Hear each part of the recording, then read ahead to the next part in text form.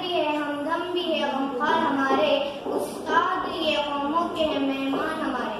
صدر عالی وقار، معزز اساتذہ اور میرے عزیز ساتھیوں، السلام علیکم۔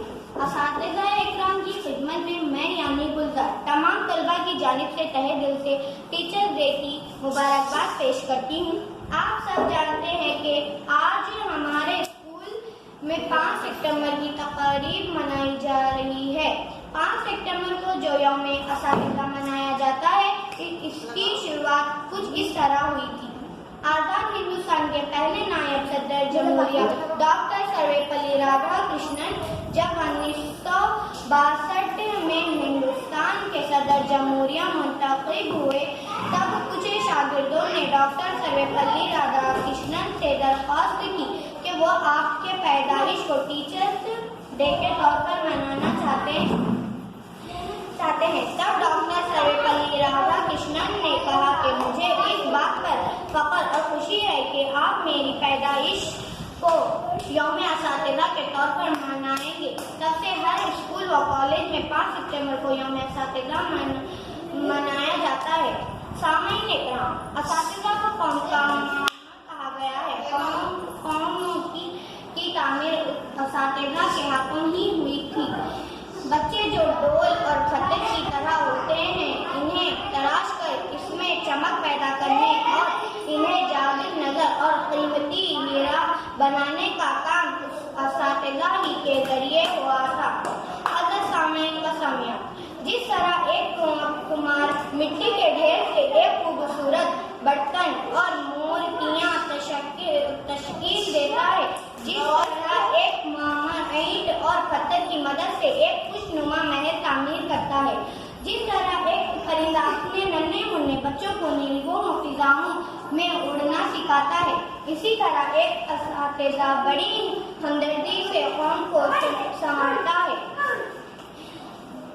حضرت ذی وقار اور ساتھی، استاد کو معاشرے میں روحانی والدین کا درجہ حاصل ہے۔